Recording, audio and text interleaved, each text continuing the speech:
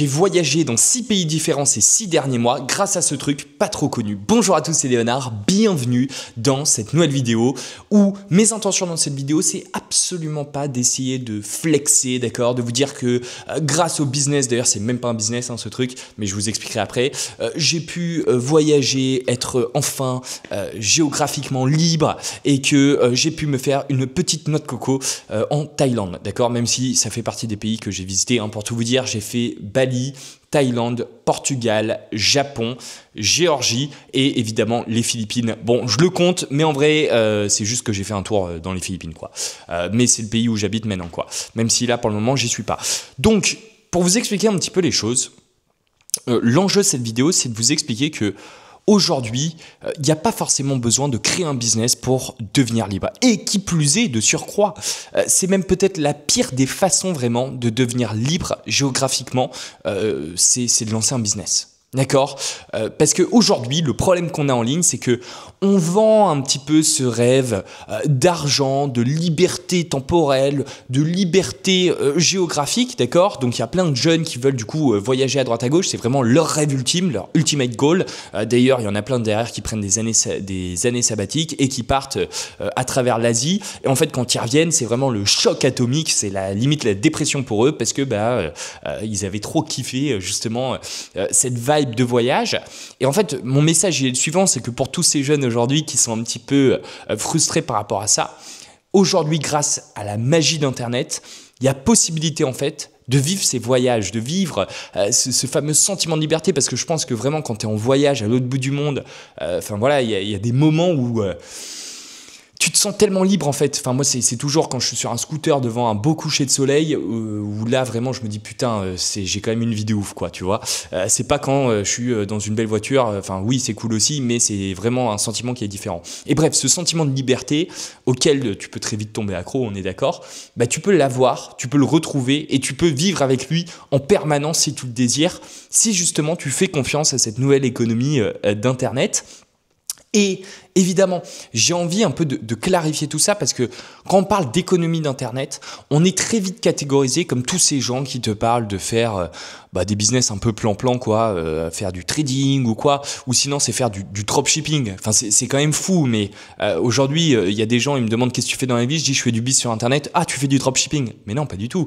Tu sais que le business d'Internet, il y a tellement de business à pouvoir lancer, mais en fait, moi ce que je fais, c'est même pas un business, quoi.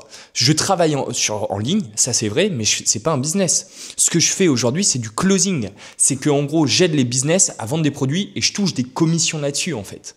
Donc si tu veux, je m'emmerde même pas avec le SAV, avec la création de produits, avec la génération de leads, essayer de trouver des clients, quoi. Non, moi juste je me pointe en appel, je vends au téléphone ou en visio, la plupart du temps c'est avec Google Meet et je touche mes commissions en fait. Tu vois, c'est aussi con que ça, c'est mon métier aujourd'hui. Et je sais que c'est pas connu, je sais que ça fait peur, je sais qu'il y a très peu de personnes qui aujourd'hui sont au courant de ça et se lancer dans cette voie, ça pourrait être vraiment pas rassurant pour eux. Mais sachez que avec les années d'expérience que j'ai et surtout tous les élèves que j'ai accompagnés, moi quand j'ai commencé, j'y connaissais rien non plus. Mes élèves, ils connaissaient rien en fait, tu vois. Donc ils étaient au même point que toi, mais juste ils se sont intéressés au truc, ils se sont formés, ils ont fait évidemment des appels dans ce sens. Ils ont fait en sorte de vraiment maîtriser la compétence jusqu'au bout. Et après, grâce à ça, ils ont réussi à gagner leur vie avec et ils ont pu voyager, tu vois.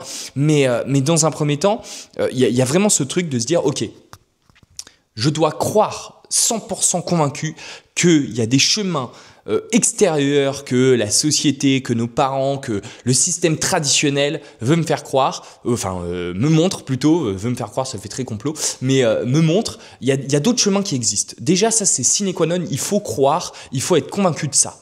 Deuxième grande chose, il faut s'intéresser à ces chemins un petit peu, ces chemins différents tout simplement, qui sont évidemment bien plus difficiles dans certains cas ou bien plus, qui nécessitent un peu plus d'ambition, parce que c'est sûr que si tu te lances en mode closer indépendant et que tu crois que ça va être comme au McDo où il y a quelqu'un qui va t'engueuler ou quelqu'un qui va j'en sais rien moi, te donner des avertissements, ça se passe pas comme ça en fait. Les entreprises, elles recrutent un closer, elles veulent un mec ou une femme carré en fait. Mais carré de chez carré, qui va se réveiller pour les appels, qui va closer, qui va se donner à 200%, quoi. Sinon, c'est même pas la peine. En fait, dans le monde professionnel, dans le monde dans lequel j'opère, il n'y a pas de place à l'amateurisme, en fait. C'est d'ailleurs pour ça que la plupart de mes élèves, avant de les foutre vraiment sur des vrais contrats, je les mets dans des contrats-tests où là, ils peuvent faire de la merde, ils peuvent se tromper. Mais malheureusement, je vous le dis, 100% des élèves qui ne sont pas disciplinés, qui ne sont pas sérieux avec eux-mêmes, qui ne se donnent pas à fond, ils foirent en fait. Ça, c'est une certitude. Et malheureusement, voilà, nous, on peut accompagner, on peut donner tout le corps théorique, on peut donner tous les éléments pour qu'ils puissent avancer. Si à un moment donné, eux-mêmes, ils ne veulent pas avancer, si à un moment donné, eux-mêmes ne veulent pas se sauver, ça ne va pas marcher.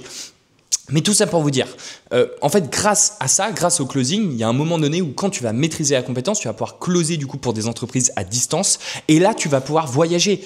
Et peu importe que tu seras aux Seychelles ou aux îles Cook, bah, c'est pas grave, tu pourras quand même faire ton boulot, toucher de l'argent et derrière voyager. Moi, ça m'est arrivé combien de fois de partir aux Philippines alors que j'y habitais pas, mais je partais aux Philippines. Alors moi, ma façon de travailler, c'est parce que j'ai très du mal à bosser en voyage, c'est que je travaillais pendant 3 mois et je partais 1 mois complet où je coupais complètement avec le closing et en fait c'était génial. En plus il y a un truc que personne ne dit, c'est qu'en closing l'avantage c'est que parfois tu as des deals en plusieurs fois et ces deals en plusieurs fois ils vont continuer à te rapporter de l'argent même quand tu ne seras pas en train de closer quoi, tu vois, tu vas continuer à toucher des commissions là-dessus.